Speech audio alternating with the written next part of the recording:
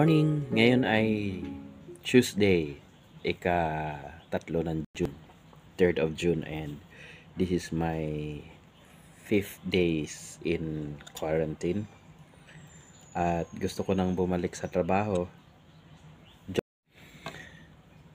Good morning! Ngayon ay Tuesday, ika-3 ng June, 3rd of June, and this is my 5th days in quarantine. At gusto ko nang bumalik sa trabaho. Joke lang, gusto ko pang magpahinga. Pero syempre kung magaling na ako, pwede nang bumalik sa trabaho. Pero bago ang lahat, kailangan kong siguraduhin. So meron ako ditong test, ATK, ang tawag dito ay COVID test. So ito yung pansundot sa ilong. Ito yung parang pregnancy test. Ayan. So dyan ilalagay yung galing dito sa ilong. Ito naman yung nakalagay na pala yung gamot dito na hinahalo. Isasawsaw na lang at iaalog. So first step ay susundutin natin susunod ko yung ilong. Hindi na kailangan ng dumi, ng laway or sputum. Ilong lang.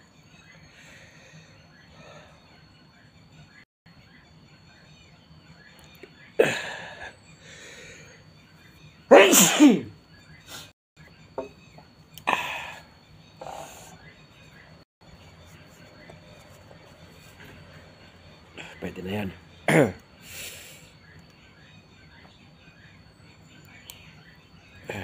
Para sigurado isa pa.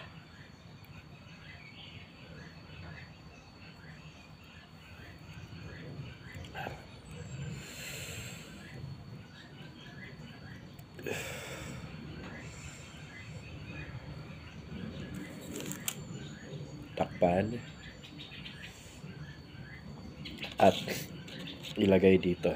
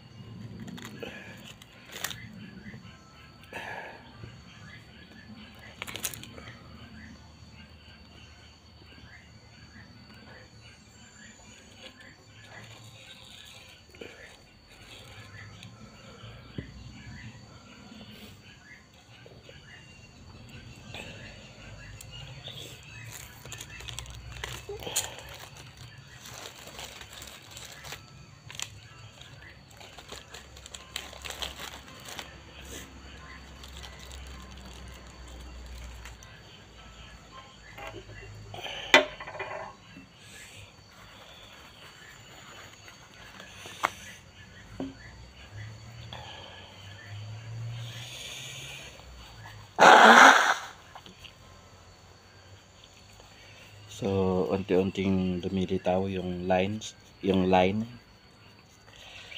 Kailangan dyan ay isang malinaw na line lang at wala na yung malabong line kamukha kahapon. Nag-test ako kahapon. Isang line at meron pang isang line na medyo malabo. So, ibig sabihin hindi pa ganun ka 100%. So, kailangan lumitaw siya ngayon ay isang malinaw na line lang doon sa letter C.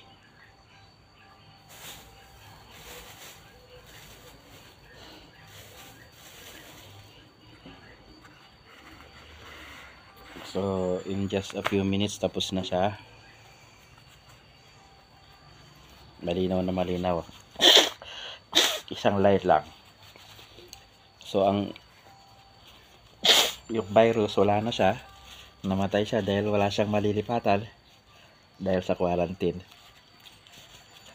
At, kung mapapansin nyo, isang malinaw na pulang linya na walang pangalawang linya na malabo. Parang meron pa rin mahinang linya, pero sa tingin ko okay na to.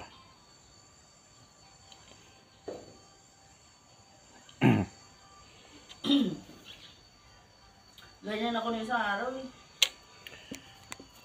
So safe na tayo at lilinisin ko na lang yung kwarto ko, punasan ng alcohol, palitan yung bedsheet para yung anak ko makalipat na sa kwarto niya at makabalik na sa kwarto ko dahil namimiss na raw ako ni Mrs. Wala daw siyang kasama. At yun nga, ang issue na lang natitira is hindi na yung sore throat, pagaling na yung lalamunan ko, yung ubo at sipo na lang, pero pwede namang mag face mask na lang papunta sa trabaho. Pero since binigay sa akin ng doktor ay 7 days, so may option ako na pumasok na bukas, which is ika 6 days, or pumasok sa Friday, which is ika 8 days, para makumpleto yung 7 days na pahinga or quarantine. So that's all. Meron pang konting line na napakalabo. Yan, may konting line na napakalabo. Ayan sa baba, katapat sa T. Anyway, so that's all. Thank you and ingat po tayo. Let us be healthy. Whether totoo hindi ang COVID, ang importante ay mag-ingat tayo dahil taon-taon ay may mga bagong virus na lumalabas. At maaaring mas malakas pa kaysa sa COVID, pero ang importante malakas tayo at kaya nating labanan yung sakit. So hindi lang sarili natin ang protektahan natin, kundi ang ating mga mahal sa buhay para hindi sila magkasakit. Good morning. So I'm back to work. 7 days. Within 7 days na yun merong positive and negative. Yung positive ay syempre nakapagpahinga, kasi before ako ma-COVID talaga namang na burn out na ako dahil sa adjustment, dahil nagbago yung klase ko, mas makukulit, mas maingay, mas marami, tapos talagang stress, nakaka-stress yung trabaho dahil need mong magsalita more, kasi nga yung aking program is intensive English program at more on conversational. Walang libro, walang masyadong activity na gagamit ng ballpen at papel, kundi puro pasalita, pag-uusap.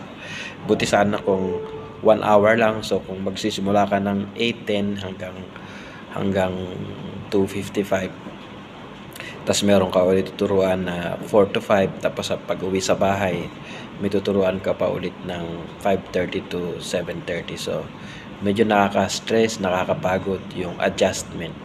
Timing na timing yung ma-quarantine ako dahil wala akong gagawin kundi mahiga, bawiin yung tulog, matulog ng maaga, makompleto yung tulog. Hindi ako masyadong nagmamadaling gumising sa umaga dahil hindi naman papasok.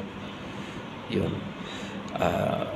Maraming positive na nakapag-message sa mga mahal sa buhay sa malayo dahil maraming time sa social media. Pero yung negative naman is yung lonely ka, nag-iisa ka, at na-realize ko na totoo yung negative effect ng social media, na yung maraming tao yung updated sila sa ibang tao, pero yung close sa kanila far sila. Ano ibig ko sabihin? Yung kasama mo araw-araw,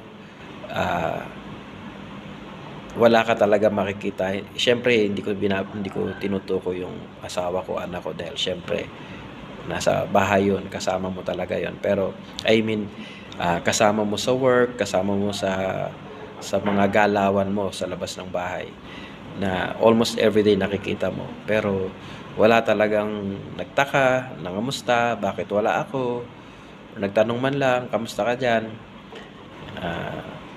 yung nakakalungkot minsan, nakakalungkot na parang buti na lang ano lang COVID lang 'yon. Paano kung malala yung sakit mo? So, ang na-realize ko dun talagang isipin nating mabuti na isama natin sa purpose ng paggamit natin ng social media is ma-reach out natin lahat ng tao as much as possible. Lalo na yung mga normally ay nakakausap natin. Magtaka na tayo pag bigla silang nawala sa limelight. Tanungin natin, kamustahin natin. May mga taong magsasabi ng okay pero hindi okay. Ipag-pray natin. Kung kaya nating dalawin natin. Walang masamang magtanong. Ayun, so yun yung karanasan ko sa COVID. At ngayon, ready na ako magturo ulit. Medyo hindi pa 100% yung voice ko. Medyo makati pa ilalamunan ko. Pero wala na yung virus. Namatay na. So anyway, God bless po. Salamat sa inyong panunood, matyagang pakikinig. At ingatan po natin sa sarili natin. At huwag tayong papayag na magkasakit kasi puhunan natin yung health natin sa ating pamilya. So yun lang po. Bye-bye. God bless.